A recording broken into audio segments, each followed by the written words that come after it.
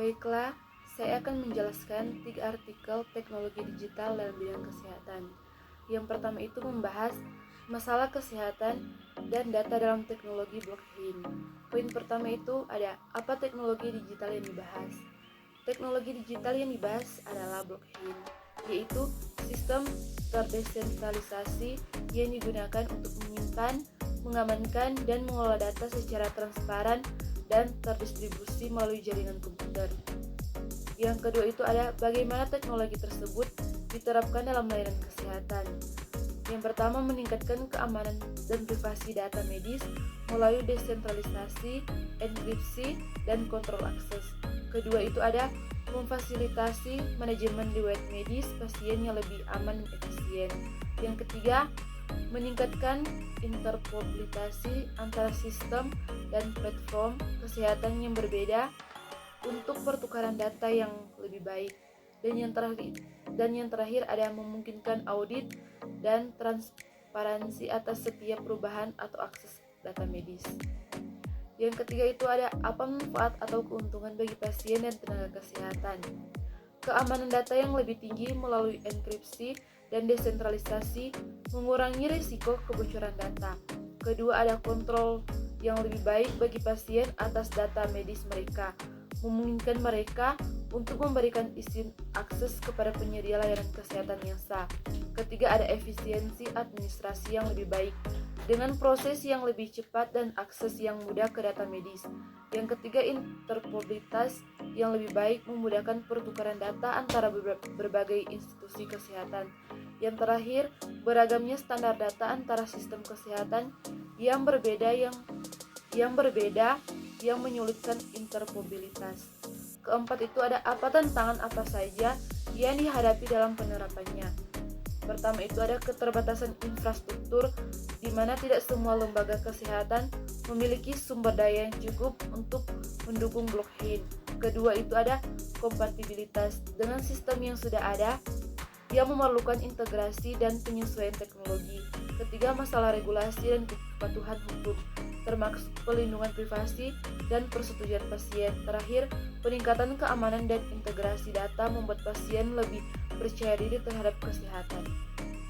Kelima, bagaimana dampaknya terhadap kualitas pelayanan kesehatan.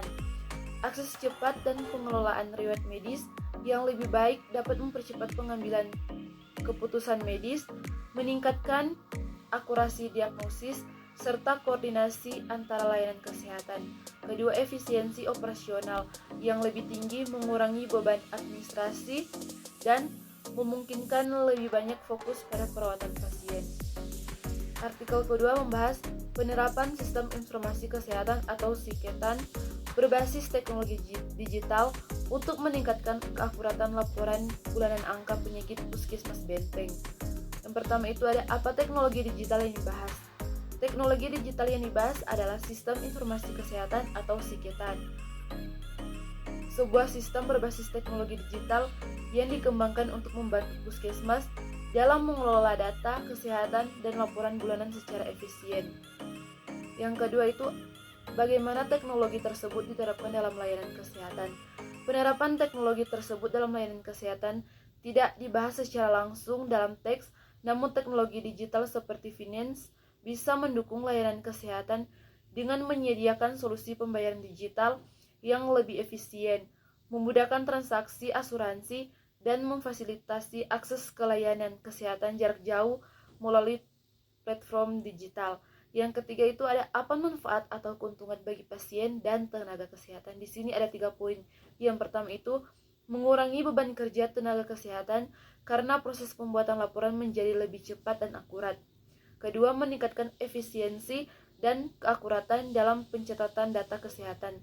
Ketiga, meminimalkan kesalahan dalam pencatatan manual, mempermudah penyusunan laporan bulanan sehingga tenaga kesehatan dapat lebih fokus pada pelayanan pasien. Keempat itu ada tantangan apa saja yang dihadapi dalam penerapannya. Pertama, kurangnya keterampilan teknologi dari sebagian tenaga kesehatan yang sebelumnya terbiasa dengan sistem manual. Kedua, keterbatasan infrastruktur seperti koneksi internet atau perangkat keras yang dibutuhkan untuk mengoperasikan sistem secara optimal. Kelima, Bagaimana dampaknya terhadap kualitas pelayanan kesehatan? Pertama, meningkatkan efisiensi operasional puskesmas sehingga waktu yang biasanya digunakan untuk pekerjaan administratif dapat dialihkan ke pelayanan pasien. Kedua, adopsi perubahan dari sistem manual ke sistem digital yang membutuhkan waktu untuk pelatihan dan penyesuaiannya. Ketiga itu mengurangi risiko kesalahan dalam pembuatan laporan kesehatan. Dan yang terakhir itu mempercepat proses pelaporan ke dinas kesehatan yang dapat berdampak pada peningkatan respons dalam menangani isu kesehatan di wilayah tersebut. Dan artikel yang ketiga itu strategi pengembangan literasi ekonomi berbasis digital terhadap regulasi pemberdayaan perilaku sosial dan sumber daya manusia di era industri. Keempat, yang pertama itu ada apa teknologi digital yang dibahas. Teknologi digital yang dibahas adalah financial technology atau finance, mengacu pada penerapan inovasi teknologi di bidang keuangan yang bertujuan meningkatkan stabilitas dan efisiensi sistem keuangan dengan menggunakan teknologi digital. Yang kedua itu ada bagaimana teknologi tersebut diterapkan dalam layanan kesehatan. Penerapan teknologi tersebut dalam layanan kesehatan tidak dibahas secara langsung dalam teks, namun teknologi digital seperti finance bisa mendukung layanan kesehatan dengan menyediakan solusi pembayaran digital yang lebih efisien, memudahkan transaksi asuransi, dan memfasilitasi akses ke layanan kesehatan jarak jauh melalui platform digital. Yang ketiga itu ada apa manfaat atau keuntungan bagi pasien dan tenaga kesehatan. Manfaat keuntungan bagi pasien dan tenaga kesehatan atau jika finance atau teknologi digital diterapkan dalam kesehatan. Yang pertama itu pasien. Kemudahan pembayaran layanan kesehatan secara digital, akses lebih cepat ke layanan telemedicine, dan transparansi biaya medis. Dan yang kedua itu tenaga kesehatan, mempermudah administrasi keuangan, mengurangi beban administratif, dan mempercepat pembayaran klaim asuransi. Keempat itu ada tantangan apa saja yang dihadapi dalam penerapannya. Tantangan yang dihadapi dalam penerapannya adalah perlindungan data pribadi yang belum optimal, teknologi digital memerlukan pengumpulan data pribadi sehingga rentan terhadap pelanggaran privasi dan kebocoran data. Hal ini menjadi tantangan utama terutama di tengah semakin berkembangnya marketplace dan layanan digital. Yang kelima itu ada bagaimana dampaknya terhadap kualitas layanan kesehatan.